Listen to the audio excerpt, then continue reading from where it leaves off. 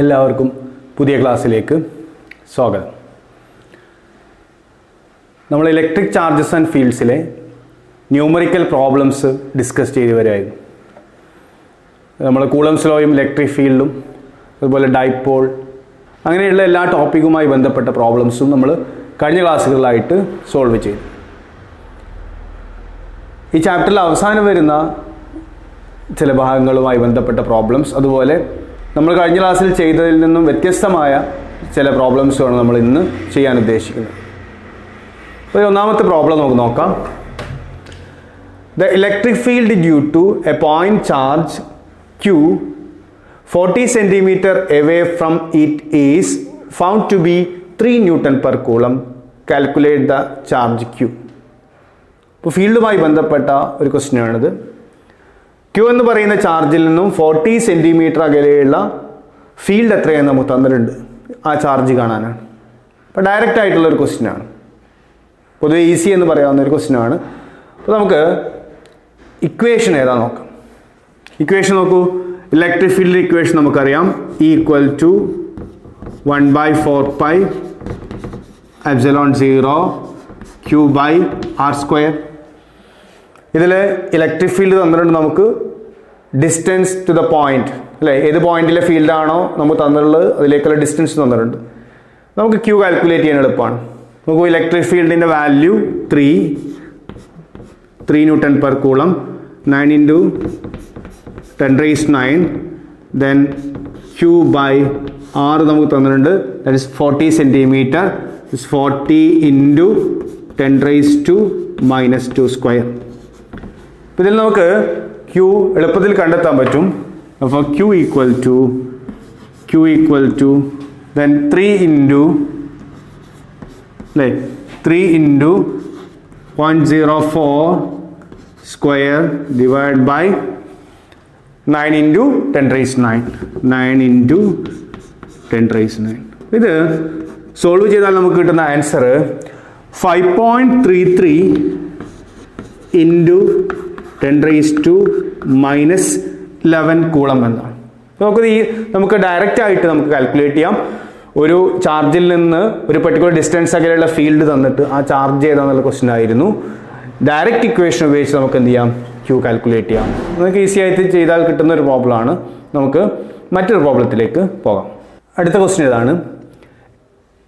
A pit ball A of mass 9 × 10⁻⁻5 kilogram carries a charge of 5 microcoulomb.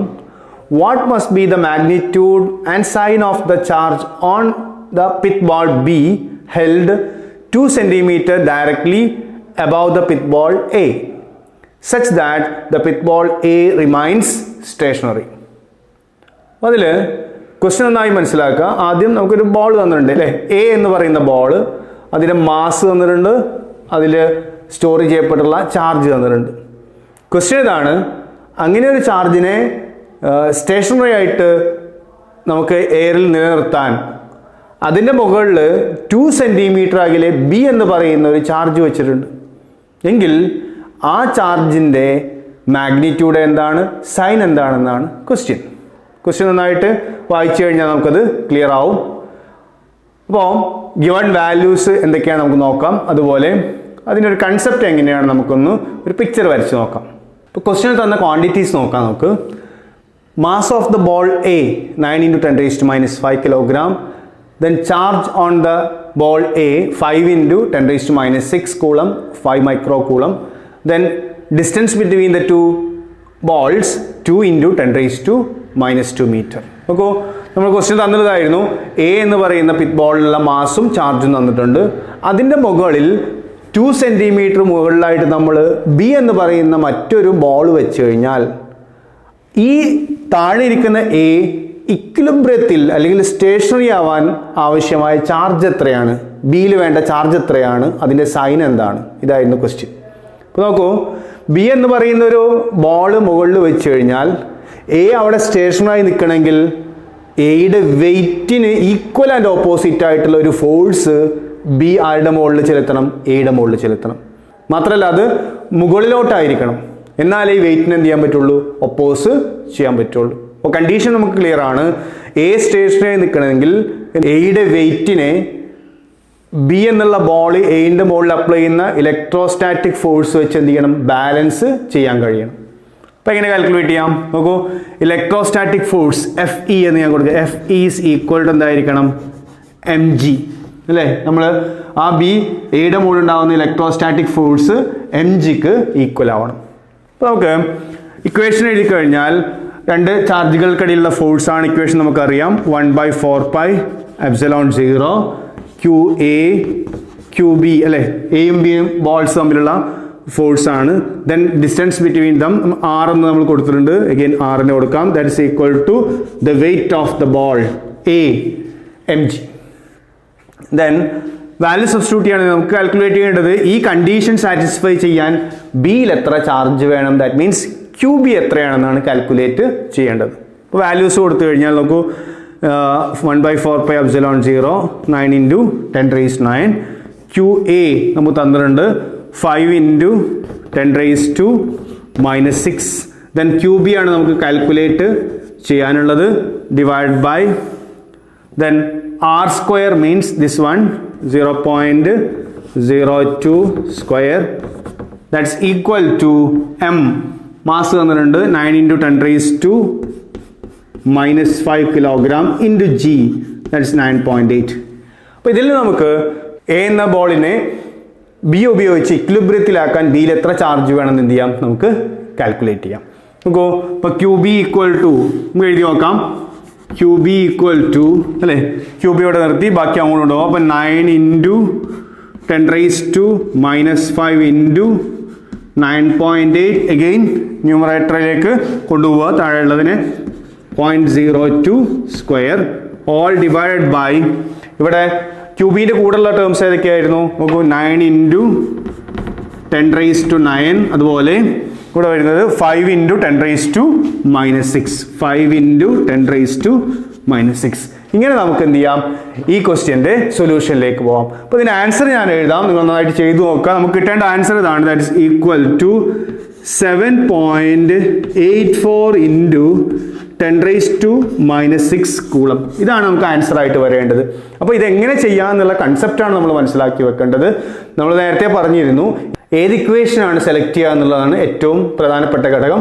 അത് നമ്മൾ കണ്ടെത്തി കഴിഞ്ഞാൽ നമുക്ക് വാല്യൂ സബ്സ്റ്റിറ്റ്യൂട്ട് ചെയ്ത് ആൻസറിലേക്ക് എത്താൻ കഴിയും. ഇവിടെ കിട്ടിയ ആൻസർ 7.84 × 10⁻⁻6 കൂളം. ഓക്കെ, അതിന് സൈൻ ചോദിച്ചിട്ടുണ്ട്. നോക്കൂ, എ എന്ന് പറയുന്നത് പോസിറ്റീവ് ചാർജ് ആയിട്ടാണ് നമുക്ക് തന്നിട്ടുള്ളത്. അപ്പോൾ ബി എന്തായാലും നെഗറ്റീവ് ചാർജ് ആയിരിക്കണം. എന്നാലേ മുകളിലേക്കുള്ള ഒരു ഫോഴ്സ് എന്ത് ചെയ്യാൻ പറ്റുള്ളൂ, ഡെവലപ്പ് ചെയ്യാൻ പറ്റൂ. കാരണം വെയിറ്റ് താഴേക്കാണ്. വെയിറ്റിന് ഓപ്പോസിറ്റ് ആയിട്ട് ഒരു ഫോഴ്സ് ഡെവലപ്പ് ചെയ്യണമെങ്കിൽ ബി എന്തായിരിക്കണം, നെഗറ്റീവ് ചാർജ് ആയിരിക്കണം. അപ്പോൾ നമുക്ക് വേണമെങ്കിൽ ആൻസറിലേക്ക് അങ്ങനെ കൊടുക്കാം. ആൻസർ എന്തായിരിക്കും, -7.84 × 10⁻⁻6 കൂളം ആയിരിക്കും. അടുത്ത ക്വസ്റ്റ്യൻ നോക്കൂ. Charges of +5 microcoulomb, +10 microcoulomb and -10 microcoulomb are placed in air at the corners A, B and C of an equilateral triangle ABC having each side equal to 5 cm. Determine the resultant force on the charge A. ഇപ്പോൾ question വായിച്ചു നോക്കിക്കഴിഞ്ഞാൽ നമുക്ക് easy ആയിട്ട് മനസ്സിലാക്കാൻ പറ്റും. എന്താണ്, ഒരു equilateral triangle ABC, അതിൽ എ എന്ന് പറയുന്ന പോയിന്റിൽ +5 മൈക്രോകൂളമ്പും ബി എന്ന് പറയുന്ന പോയിന്റിൽ +10 മൈക്രോകൂളമ്പും സി എന്ന് പറയുന്ന പോയിന്റിൽ -10 മൈക്രോകൂളമ്പും നമ്മൾ പ്ലേസ് ചെയ്തിട്ടുണ്ട്. എങ്കിൽ എ എന്ന് പറയുന്ന പോയിന്റിലിരിക്കുന്ന ചാർജിൻ്റെ മുകളിലുള്ള നെറ്റ് ഫോഴ്സ് കാൽക്കുലേറ്റ് ചെയ്യാനാണ്. നമുക്ക് ഇക്വിലാറ്ററൽ ട്രയാങ്കിളിൻ്റെ ഓരോ സൈഡും എത്രയാണ് തന്നിട്ടുണ്ട്, 5 സെൻറ്റിമീറ്റർ. അപ്പോൾ ഇവിടെ ക്വസ്റ്റ്യൻ വായിച്ചാൽ ക്ലിയർ ആണ്. 3 ചാർജ് അടങ്ങുന്ന ഒരു സിസ്റ്റമാണ് അല്ലേ. ഒരു സിസ്റ്റത്തിലെ ഏതെങ്കിലും ഒരു ചാർജും എക്സ്പീരിയൻസ് ചെയ്യുന്ന ഫോഴ്സിൻ്റെ ഇക്വേഷൻ നമുക്കറിയാം. Superposition principle of electrostatic force നമ്മൾ പഠിച്ചതാണ്. അപ്പോൾ അതിനാവശ്യമായ ക്വാണ്ടിറ്റീസ് ഒക്കെ ഇവിടെ തന്നിട്ടുണ്ട്. നമുക്കിവിടെ കാണേണ്ടത് നോക്കൂ, 3 ചാർജിൽ ഒരു ചാർജിൻ്റെ മുകളിലുള്ള ഫോഴ്സാണ്. അപ്പോൾ സ്വാഭാവികമായിട്ടും ആ ഒരു ചാർജിൻ്റെ മുകളിൽ ബാക്കി 2 ചാർജുകൾ എക്സ്പീരിയൻസ് ചെയ്യുന്ന ഫോഴ്സ് ഉണ്ടായിരിക്കും. ആ ഫോഴ്സുകളെ വെക്റ്റർ സം ചെയ്തുകൊണ്ട് നമുക്ക് ആൻസറിലേക്ക് എത്തിച്ചേരാൻ പറ്റും. ക്വസ്റ്റ്യനിൽ തന്ന ക്വാണ്ടിറ്റീസ് ഏതൊക്കെ നോക്കൂ. ഒരു റൈറ്റ് ആംഗിൾ ട്രയാങ്കിൾ, അതിൽ 3 point A B and C നമുക്ക് പോയിന്റ്സ് വേണമെങ്കിൽ മാർക്ക് ചെയ്യാം. എ ബി ആൻഡ് സി ഓരോന്നിലും വെച്ചുള്ള ചാർജുകൾ നമ്മൾ നേരത്തെ പറഞ്ഞു. ദെൻ നമുക്ക് കാൽക്കുലേറ്റ് ചെയ്യേണ്ടത് എയിൽ വെച്ച ചാർജിൻ്റെ മുകളിൽ എക്സ്പീരിയൻസ് ചെയ്യുന്ന നെറ്റ് ഫോഴ്സാണ്. അത് തന്നെ മനസ്സിലാക്കാം. നോക്കൂ, ഈ +10 മൈക്രോ കൂളുമ്പും -5 മൈക്രോ കൂളുമ്പും തമ്മിൽ എന്തുണ്ടാവും? റിപ്പൽഷൻ ഉണ്ടാവും. അപ്പോൾ അതിനൊരു F1 എന്ന് പറയുന്ന ഫോഴ്സ് ആയിട്ട് ഞാൻ കൺസിഡർ ചെയ്തു. ഇനിയോ ഇവിടെ ഇരിക്കുന്ന +5 മൈക്രോ കൂളും -10 മൈക്രോ കൂളും ഇങ്ങോട്ട് അട്രാക്ട് ചെയ്യും. ആ ഫോഴ്സിനെ F2 എന്ന് കൊടുത്തു. ദെൻ ആ രണ്ട് ഫോഴ്സും എന്താണ്? ഇൻക്ലൈൻഡ് ആണ് അല്ലേ? രണ്ട് ഫോഴ്സ് ഒരേ ഡയറക്ഷനിലല്ല. അപ്പോൾ വെക്ടർ അഡീഷൻ നടത്തുമ്പോൾ നമ്മൾ പാരലോഗ്രാം ലോ ഉപയോഗിക്കണം. അപ്പോൾ സ്വാഭാവികമായിട്ട് നമുക്ക് F1 ഉം F2 തമ്മിലുള്ള ആംഗിൾ എത്രയാണെന്ന് അറിയണം. Exterior angle equal to sum of the opposite interior angles എന്നുള്ള കൺസെപ്റ്റ് ഉപയോഗിച്ച് നമുക്ക് F1 ഉം F2 ഉം തമ്മിലുള്ള എക്സ്റ്റീരിയർ ആംഗിളായ എത്രയെന്ന് പറയാം? 120 ഡിഗ്രി ആണെന്ന് പറയാം. പിന്നെ കാൽക്കുലേഷൻസിലേക്ക് വരാം. എന്താ F1ൻ്റെയും F2ൻ്റെയും പ്രത്യേകത നോക്കൂ. F1 ഉം F2 ഉം ഉണ്ടാക്കുന്ന ഈ പോയിന്റുകൾ അല്ലേ, എയും ബിയും തമ്മിലുള്ള എന്താ F1ൻ്റെയും F2ൻ്റെയും പ്രത്യേകത നോക്കൂ. F1ൻ്റെയും F2ൻ്റെയും മാഗ്നിറ്റ്യൂഡുകൾ ഈക്വൽ ആണ്. എന്തുകൊണ്ട്? 10 കൂളം 5 കൂളം അല്ലേ? ഇതേ ഡിസ്റ്റൻസ് തന്നെയാണ് ഇവിടെയും എന്ത് തന്നെയാണ്? 10 കൂളം ആൻഡ് 5 കൂളം. ഒന്നവിടെ അട്രാക്ഷൻ ആണ്, മറ്റൊന്ന് റിപ്പൽഷൻ ആണെന്നുള്ളൂ. പക്ഷെ magnitude of F1 equal to എത്രയാണ്? Magnitude of F2. അപ്പോൾ നമുക്ക് F1 F2 സെപ്പറേറ്റ് കാണേണ്ടതില്ല. F1 അല്ലെങ്കിൽ F2 കണ്ടുപിടിച്ചാൽ രണ്ടിൻ്റെയും മാഗ്നിറ്റ്യൂഡ് എന്ത് ചെയ്യാം? കാൽക്കുലേറ്റ് ചെയ്യാം. അവിടെ നമുക്ക് ഡിസ്റ്റൻസ് എന്നുള്ളത് 5 സെൻറ്റിമീറ്റർ അല്ലേ? എല്ലാ സൈഡും എത്രയാണ്? 5 സെൻറ്റിമീറ്റർ ഡിസ്റ്റൻസ് ആണെന്നാണ് പറയുന്നത്. അങ്ങനെയാണെങ്കിൽ നമുക്ക് ആ F1 എത്രയെന്ന് കാൽക്കുലേറ്റ് ചെയ്ത് നോക്കാം. ഞാൻ F1 ഈക്വൽ ടു അല്ലേ, magnitude of F1 equal to magnitude of F2 equal to എന്ത് കൊടുക്കാം? ഞാൻ F എന്ന് കൊടുക്കും. അപ്പോൾ നമുക്ക് ഈ റിസൾട്ടിന് ഞാൻ F' എന്നും കൊടുക്കാം. അപ്പോൾ ആദ്യം F കാൽക്കുലേറ്റ് ചെയ്ത് നോക്കാം. F എങ്ങനെ കാൽക്കുലേറ്റ് ചെയ്യാം? 1/4πε0 അല്ലേ, Q1 Q2/R².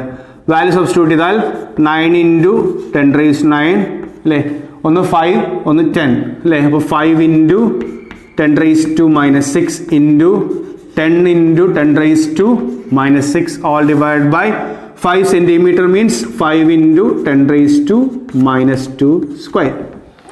അപ്പോൾ ഇതിൽ നമുക്ക് റിസൾട്ട് കണ്ടെത്താം. ഇതിന് റിസൾട്ടായിട്ട് വരുന്നത് 180 ന്യൂട്ടൺ ആണ്. കാൽക്കുലേഷൻ ചെയ്ത് നോക്കുക. ഈ കാൽക്കുലേഷൻ ചെയ്താൽ നമുക്ക് കിട്ടുന്ന റിസൾട്ട് ഇതാണ്, 180 ന്യൂട്ടൺ. അപ്പോൾ നോക്കൂ, 10 കൂളം 5നെ ഒപ്പോസ് ചെയ്യുന്ന ഫോഴ്സായ F1 അല്ലേ 180 ആണ്. അതുപോലെ ഈ -10 ഈ 5നെ ഇങ്ങോട്ട് അട്രാക്ട് ചെയ്യുന്നുണ്ട്. അതിൻ്റെ മാഗ്നിറ്റ്യൂഡ് എന്ത് തന്നെയാണ്? 180. നോക്കൂ, ഇത് ഇൻക്ലൈൻഡ് ആണ്. അപ്പോൾ നമുക്ക് പാരലോഗ്രാം യൂസ് ചെയ്യാം റിസൾട്ടന്റ് ഫോഴ്സായ F' കാൽക്കുലേറ്റ് ചെയ്യാൻ.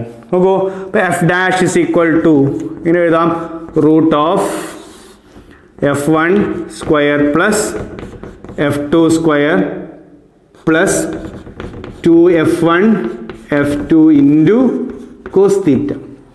എല്ലാത്തിൻ്റെയും റിസൾട്ട് നമുക്കുണ്ട്. F1 F2 ഒക്കെ നമ്മൾ F എന്ന് പറഞ്ഞു പിടിച്ചാൽ എന്താണ്? 180 ന്യൂട്ടൺ ആണ്. വാല്യൂ കൊടുക്കുകയാണെങ്കിൽ ദാറ്റ് ഇസ് ഈക്വൽ ടു നോക്കൂ √180² plus 180² plus 2 × 180 × 180 that's again 180² into cos 120. ഇങ്ങനെ റിസൾട്ട് വരാം. ഇതെങ്ങനെ സോൾവ് ചെയ്യാം നമുക്ക്? ദാറ്റ്സ് ഈക്വൽ ടു നമുക്ക് എല്ലാ ടേമിലും എന്തുണ്ട്? 180², 180², 180². അപ്പോൾ 180² എന്നുള്ളത് കോമൺ ആണ്. ആ കോമൺ ടേമിന് നമുക്ക് റൂട്ടിൻ്റെ പുറത്തെടുത്താൽ എന്ത് ചെയ്യാം? സ്ക്വയർ റൂട്ട് എടുക്കുമ്പോൾ അത് 180 ആവും. പിന്നെ റൂട്ടിനുള്ളിൽ ബാലൻസ് വരുന്നതായിരിക്കും. ഇവിടെ ഒരു 1 ഉണ്ടാവില്ലേ? ഇവിടെ 180² പുറത്തെടുത്തു പ്ലസ് 1 ഉണ്ടാവും പ്ലസ് 2 × cos 120 ഉണ്ടാവും. cos 120 എത്രയാണ് നമുക്കറിയാം? -½ ആണ്. നോക്കൂ, -½ ആവുമ്പോൾ ഇവിടെ എന്താവും? 2 ക്യാൻസൽ ചെയ്തുണ്ടാവും, -1 ആവും. √1 again 1, then the resultant is 180 newton. നോക്കൂ, ഇങ്ങനെ നമുക്ക് എന്ത് ചെയ്യാം? ടോട്ടൽ ഫോഴ്സ് ആയ F' കാൽക്കുലേറ്റ് ചെയ്യാം. ഇപ്പോൾ രണ്ട് ഫോഴ്സ് ഈക്വലൻ്റ് ആയതുകൊണ്ട് കാൽക്കുലേഷൻ കുറച്ചുകൂടി എളുപ്പമായി. അതുപോലെ ആംഗിൾ നമുക്കറിയാം. ദെൻ പാരലലോഗ്രാം ലോ ഉപയോഗിച്ച് നമുക്ക് എന്ത് ചെയ്യാം, ആ റിസൾട്ടന്റ് ഫോഴ്സ് കാൽക്കുലേറ്റ് ചെയ്യാം. റിസൾട്ട് കിട്ടിയത് എത്ര തന്നെയാണ്, 180 ന്യൂട്ടൺ. ഓക്കെ, നമുക്ക് അടുത്ത ക്വസ്റ്റ്യനും നമ്മൾ നേരത്തെ ചെയ്ത ക്വസ്റ്റ്യനുമായിട്ട് വളരെ സിമിലർ ആണ്. 2 point charges Q1 and Q2 of 10⁻⁸ coulomb and -10⁻⁸ coulomb respectively are placed 0.1 meter apart. Calculate the electric fields at points A, B and C shown in the figure. ഇവിടെയും figure നമുക്ക് തന്നിട്ടുണ്ട്. ക്വസ്റ്റ്യനിൽ ഒരു റൈറ്റ് ആംഗിൾ ട്രയാങ്കിൾ ആയിട്ട് തന്നെയാണ് തന്നിട്ടുള്ളത്. ആ right angle ട്രയാങ്കിളിലെ ബേസിലെ 2 പോയിന്റുകളിൽ Q1 എന്ന് പറയുന്ന Q2 എന്ന് പറയുന്ന 2 ചാർജുകളായിരിക്കും. ഒന്ന് +10⁻⁸ കൂളമ്പും മറ്റൊന്ന് -10⁻⁸ കൂളമ്പ്. അപ്പോൾ തമ്മിലുള്ള ഡിസ്റ്റൻസ് എന്നുള്ളത് 0.1 മീറ്റർ ആണ്. ഇവിടെ അത് ഫിഗറിൽ ടോട്ടൽ ഡിസ്റ്റൻസിനെ പകുതിയാക്കി 0.05 മീറ്ററും 0.05 മീറ്ററും തന്നിട്ടുണ്ട്. അതുപോലെ ആക്സിസിലെ ഒരു ലൈൻ തന്നിട്ടുണ്ട് 0.05. ഈ ചാർജിൽ നിന്ന് 0.05 മീറ്റർ അകലെയായിട്ടൊരു പോയിന്റ്. അപ്പോൾ 3 പോയിന്റാണ് തന്നുള്ളത്. ഈ 2 ചാർജിൻ്റെയും മിഡിൽ പോയിന്റ് എ, ഇതിൻ്റെ പെർപെൻഡിക്കുലർ ബൈസെക്ടർ പോലെയുള്ള ആ പോയിന്റിൽ സി എന്ന് പറയുന്ന പോയിന്റിൽ, അതുപോലെ ആക്സിസിൽ ഒരു പോയിന്റായ ബി. അപ്പോൾ ഇത് കാണുമ്പം നമുക്കിത് ഡൈപോൾ പോലെയാണ് തോന്നുന്നത്. നോക്കൂ, 10⁻⁻8 and -10⁻⁻8 equal and opposite charges ആണ്. ഒരു ഡിസ്റ്റൻസ് വെച്ച് സെപ്പറേറ്റ് ചെയ്തിട്ടുണ്ട്. അപ്പോൾ നമുക്ക് ഡൈപോൾ വെച്ച് ചെയ്താലുണ്ടാവുന്ന ഒരു പ്രശ്നം, ഇവിടെ നോക്കൂ, ഈ 2 ചാർജുകൾ തമ്മിലുള്ള ഡിസ്റ്റൻസ് 0.1 മീറ്റർ. അതുപോലെ നമുക്ക് കാണേണ്ട പോയിന്റിലേക്കുള്ള ഡിസ്റ്റൻസുകളും ഏകദേശം അതേ ദൂരം തന്നെയാണ്. അപ്പോൾ നമ്മൾ നേരത്തെ ഡൈപോളിന് കാൽക്കുലേറ്റ് ചെയ്ത് വെച്ച ഇക്വേഷൻസ് സ്യൂട്ടാവില്ല. കാരണം ആ ഇക്വേഷൻ നമ്മളൊരു കണ്ടീഷൻ അപ്ലൈ ചെയ്യുന്നു, the distance r is very large compared to the dipole length. Dipole ലെങ്ത്തുമായി കമ്പയർ ചെയ്യുമ്പോൾ ഡിസ്റ്റൻസ് വലിയ ഡിസ്റ്റൻസ് ആകുമ്പോഴാണ് നമ്മൾ നേരിട്ട് ആ ഇക്വേഷൻസ് യൂസ് ചെയ്യാറ്. അപ്പോൾ ഇവിടെ നമ്മൾ ആ ഇക്വേഷൻ എടുക്കുകയല്ല ചെയ്യുക, പകരം നമുക്ക് സൂപ്പർ പൊസിഷൻ പ്രിൻസിപ്പിൾ വെച്ച് എയിലെയും ബിയിലെയും സിയിലെയും ഫീൽഡ് എന്ത് ചെയ്യാം, കാൽക്കുലേറ്റ് ചെയ്യാം. അപ്പോൾ അത് നമുക്ക് ഇലക്ട്രിക് ഫീൽഡ് അറ്റ് എ കാണാം. എ എന്ന പോയിന്റ് ഇതിൻ്റെ മിഡിൽ പോയിന്റാണ് ഫിഗറിൽ തന്നിട്ടുള്ളത്.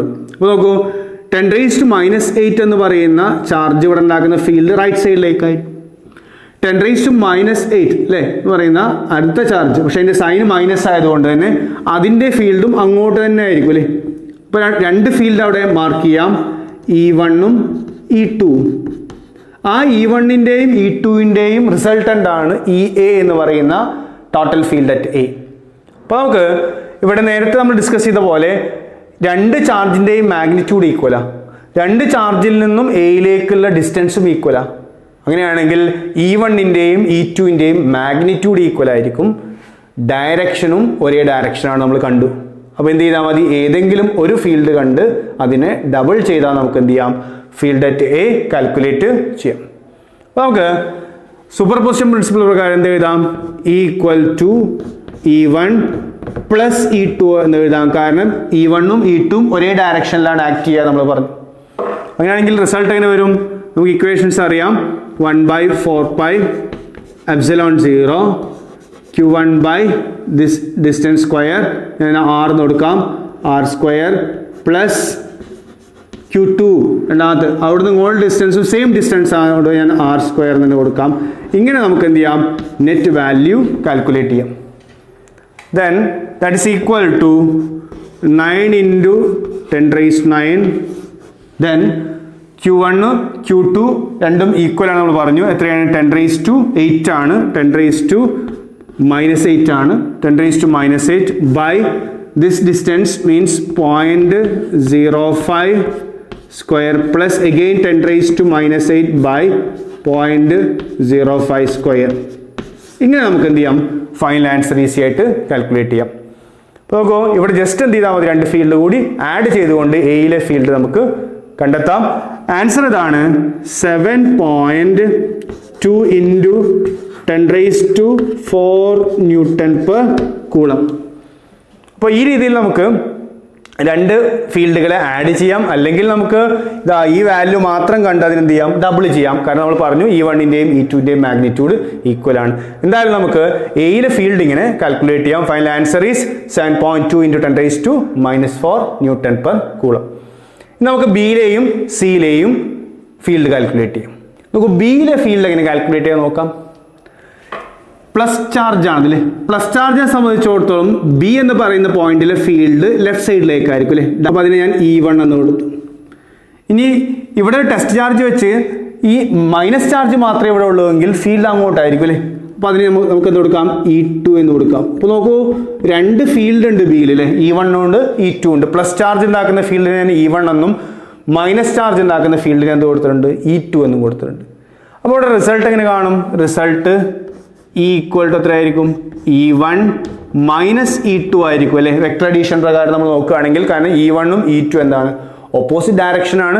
അവിടെ നമുക്ക് E1 ആണ് ലാർജ് വെക്ടർ, അതുകൊണ്ട് ചാർജിൽ നിന്ന് അടുത്തുള്ള പോയിന്റ് ആണത്, ഈ ചാർജിൽ നിന്ന് അകലെയാണ്. അതുകൊണ്ട് തന്നെ E1 ലാർജ് വെക്ടർ ആയിട്ട് എടുത്തുകൊണ്ട് നമുക്ക് എന്ത് ചെയ്യാം, E1 മൈനസ് E2 ചെയ്യാം. അപ്പോൾ E1 E2 നമ്മൾ കാൽക്കുലേറ്റ് ചെയ്യേണ്ടത് എങ്ങനെയാണ്, E1 is equal to again the same equation 1/4πε0 Q/r². ഞാൻ വാല്യൂസ് മാത്രം എഴുതാം.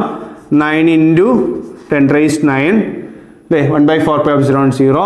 ദെൻ Q എന്ന് പറഞ്ഞാൽ E1 ഉണ്ടാക്കുന്ന ഈ ചാർജ് ആണ്. അപ്പോൾ 10⁻⁻8 Q/r² means this distance square 0.05 square.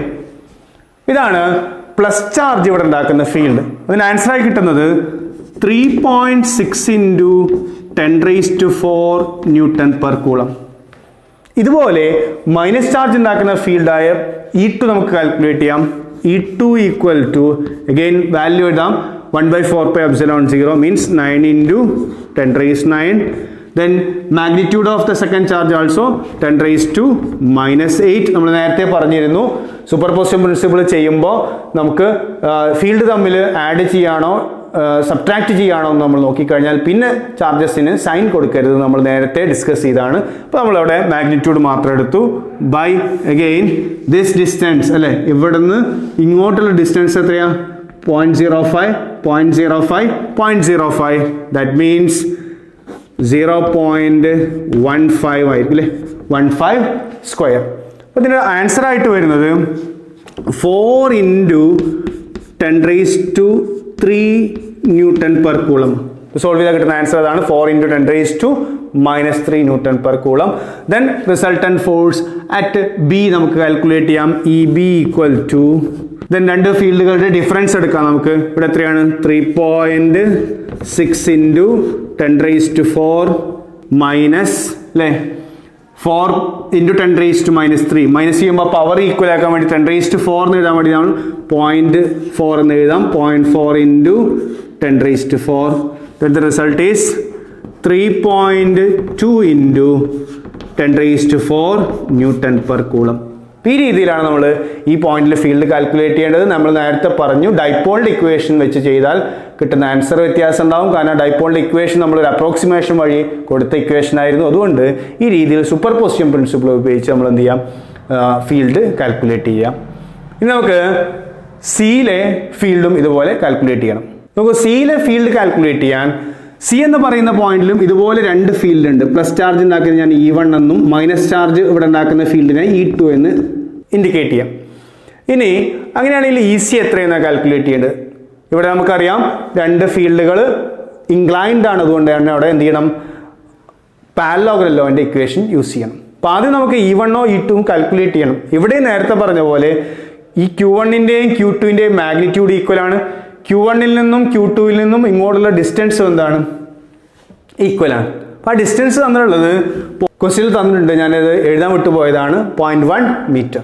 അങ്ങനെയാണെങ്കിൽ ഇവിടെ നമുക്ക് E1ന്റെയും E2ന്റെയൊക്കെ വാല്യൂ കാണാം അല്ലേ. E1 is equal to 1/4πε0. then Q/r², Q means 10⁻⁻8/r² means this distance square 0.1 square. അപ്പോൾ ഇതിൽ ആൻസർ വരുന്നത് 9 × 10⁻³ ന്യൂട്ടൺ പെർ കൂളം. അതാണ് E1ന്റെ ആൻസർ ആയിട്ട് നമുക്ക് കിട്ടുന്നത്.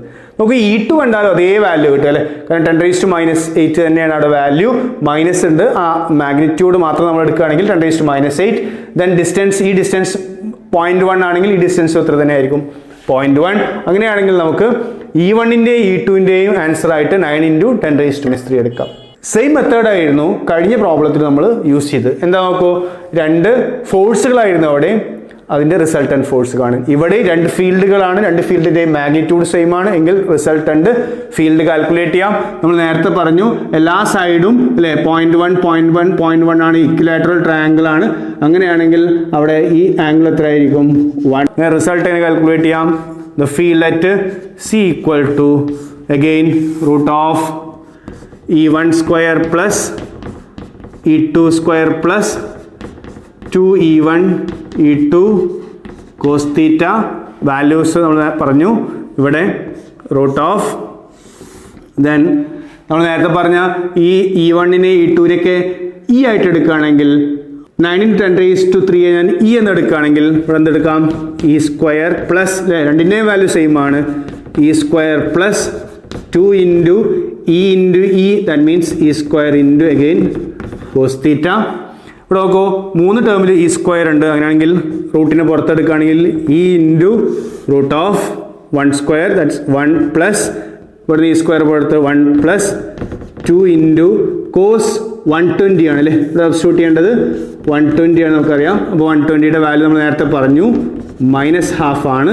അപ്പോൾ 2 × -½ ചെയ്താൽ -1 കിട്ടും. അപ്പോൾ റൂട്ടിനുള്ളിലെ വാല്യൂ നെറ്റ് റിസൾട്ട് അതായത് 1 പ്ലസ് -1 മീൻസ് √1 = 1.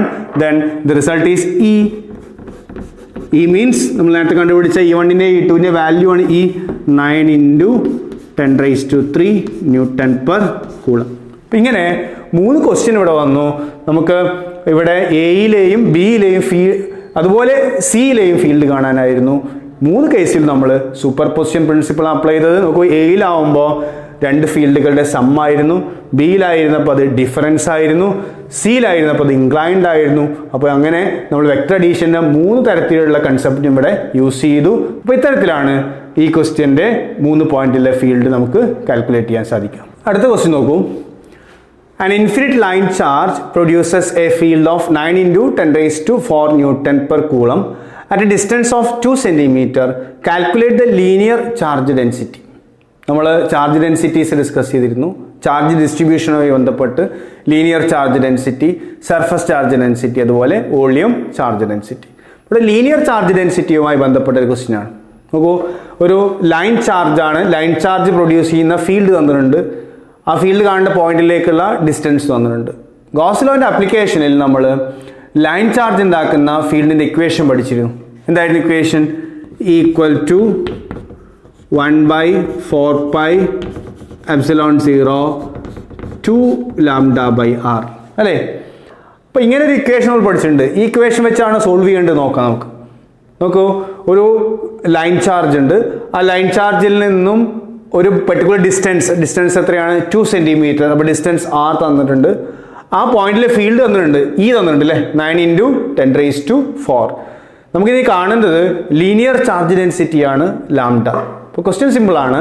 നമുക്കൊരു ഇൻഫിനിറ്റ് ലൈൻ ചാർജ്, അതിനൊരു പെർട്ടിക്കുലർ ഡിസ്റ്റൻസ് അകലെയുള്ള ഫീൽഡ് നമുക്ക് തന്നിട്ടുണ്ട്, E തന്നിട്ടുണ്ട് അല്ലേ, ഈയുടെ വാല്യൂ തന്നിട്ടുണ്ട് എങ്കിൽ ഇതിലെ ലാംഡയുടെ വാല്യൂ എത്രയാണെന്ന് വെച്ചു യൂണിറ്റ് ലെങ്ത്തിൽ എത്ര ചാർജ് സ്റ്റോർ ചെയ്യപ്പെട്ടിട്ടുണ്ട് നമുക്ക് കാൽക്കുലേറ്റ് ചെയ്യേണ്ടത്. അപ്പോൾ ഈ ഇക്വേഷൻ നമുക്കത് കാൽക്കുലേറ്റ് ചെയ്യാം. നോക്കൂ, ലാംഡ ഈക്വൽ ടു എന്നുള്ള കൺസെപ്റ്റ് നമുക്ക് എഴുതാം അല്ലേ. അപ്പോൾ വാല്യൂ ഇങ്ങനെ കൊടുക്കാം. ഈൻ്റെ വാല്യൂ 9 × 10⁻⁴ 1/4πε0 9 × 10⁻9 ഇൻറ്റു 2 λ/r. r തന്നിട്ടുണ്ട് 2 സെൻറ്റിമീറ്റർ ആണ്, 2 × 10⁻⁻². ഇങ്ങനെ then lambda equal to 9 × 10⁻⁴ into this one 2 × 10⁻⁻² divided by 9 × 10⁻⁹ അല്ലേ, 2 കൂടിയുണ്ട് അല്ലേ, 2 × 9 × 10⁻⁹. ഇങ്ങനെ നമുക്ക് ലാംഡ ഡയറക്റ്റ് ആയിട്ട് കാൽക്കുലേറ്റ് ചെയ്യാം. കാരണം നമുക്ക് ഡയറക്റ്റ് ഇക്വേഷൻ ഉണ്ട്, അതിൽ വേറെ കൺസെപ്റ്റിലേക്കൊന്നും പോകേണ്ട ആവശ്യമില്ല. നമുക്ക് ഡയറക്റ്റ് ഇക്വേഷൻ യൂസ് ചെയ്തിട്ട് നമുക്ക് ആൻസർ കാണാം. ആൻസർ ഇതാണ് 0.1 × 10⁻⁻6 കൂളം പെർ മീറ്റർ. ഓക്കെ, അപ്പോൾ അതൊന്ന് ചെയ്തു നോക്കുക. ആൻസർ നമുക്ക് നേരിട്ട് കിട്ടും 0.1 ഇൻറ്റു 10⁻⁻6 കൂളം പെർ മീറ്റർ. ഈ രീതിയിലുള്ള ക്വസ്റ്റ്യൻസ് വരാറുണ്ട്. സർഫസ് ഡിസ്ട്രിബ്യൂഷനോ അല്ലെങ്കിൽ ലൈൻ ഡിസ്ട്രിബ്യൂഷനൊക്കെ വെച്ചിട്ട് ഫീൽഡും ഡിസ്റ്റൻസ് തന്ന് ചാർജ് ഡെൻസിറ്റി കാണാൻ അല്ലെങ്കിൽ തിരിച്ചങ്ങോട്ടും കാൽക്കുലേറ്റ് ചെയ്യാനുള്ള ക്വസ്റ്റ്യൻസ് ഒക്കെ വരാറുണ്ട്. അപ്പോൾ ഈ മെത്തേഡ് ഓർത്ത് വെക്കുക. ഈ മെത്തേഡ് ഉപയോഗിച്ച് നമുക്ക് എന്ത് ചെയ്യാം, ഏത് വാല്യൂ ആണോ തരാത്തത് ആ വാല്യൂ എന്ത് ചെയ്യാം, കാൽക്കുലേറ്റ് ചെയ്യാം. അപ്പോൾ ഇന്നത്തെ ലാസ്റ്റ് ക്വസ്റ്റ്യനിലേക്ക് നമുക്കൊന്ന് കലക്കാം. A point charge causes an electric flux minus 1.0 into 10⁻³ Newton meter square per coulomb to pass through a spherical Gaussian surface of 10 centimeter radius centered on the charge. First question, if the radius of the Gaussian surface were doubled, how much flux would pass through the surface? And second one, what is the value of the point charge? നമുക്ക് easy ആയിട്ടൊരു problem ആണ്. Question വായിച്ചു കഴിഞ്ഞാൽ നമുക്കത് മനസ്സിലാവും. നമുക്ക് ഒരു point charge അതുണ്ടാക്കുന്ന ഫ്ലക്സ് തന്നിട്ടുണ്ട് അല്ലേ. ആ പോയിന്റ് ചാർജ് അതിൻ്റെ ചുറ്റുഭാഗത്തുള്ള ഒരു ഗോഷ്യൻ സർഫസിലൂടെ കടത്തിവിടുന്ന ഫ്ലക്സിൻ്റെ വാല്യൂ നമുക്ക് തന്നിട്ടുണ്ട്, 5 തന്നിട്ടുണ്ട്. ഇനി ആ ഗോഷ്യൻ സർഫസിൻ്റെ റേഡിയസും നമുക്ക് തന്നിട്ടുണ്ട്. അപ്പോൾ ഒരു ചാർജ് ഇവിടെ ഇരിക്കുന്നു, ക്യൂ എന്ന് പറയുന്ന ചാർജ്.